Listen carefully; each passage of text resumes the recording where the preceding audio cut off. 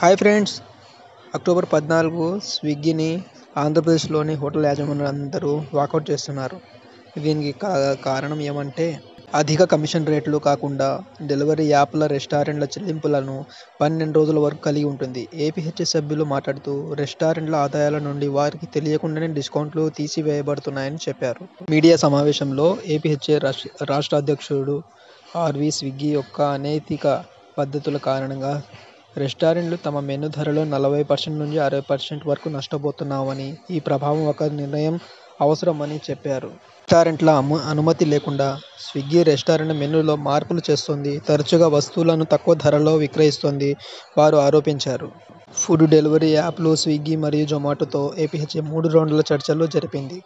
జొమాటో మరింత రెస్టారెంట్ స్నేహపూర్వక విధానాల కోసం పనిచేస్తుందని మరియు రెస్టారెంట్లు చేసిన చాలా అభ్యర్థనలకు అనుకూలంగా స్పందిస్తుందని హామీ ఇచ్చినప్పటికీ రెస్టారెంట్ యాజమాన్యాలు లేవనెత్తిన ముఖ్యమైన సమస్యలను పరిష్కరించడానికి స్విగ్గీ నిరాకరించింది అని వారు తెలిపారు. అందువలన డెలివరీ యాప్లు రెస్టారెంట్లు చెల్లింపులు 12 రోజులు నిలిపివేస్తున్నామని ఏపీహెచ్ఏ అసోసియేషన్ వాళ్ళు తెలిపారు. ఈ సమాచారం నచ్చినట్లయితే ఈ ఛానల్ని సబ్స్క్రైబ్ చేసుకోండి, లైక్ చేయండి, షేర్ చేయండి.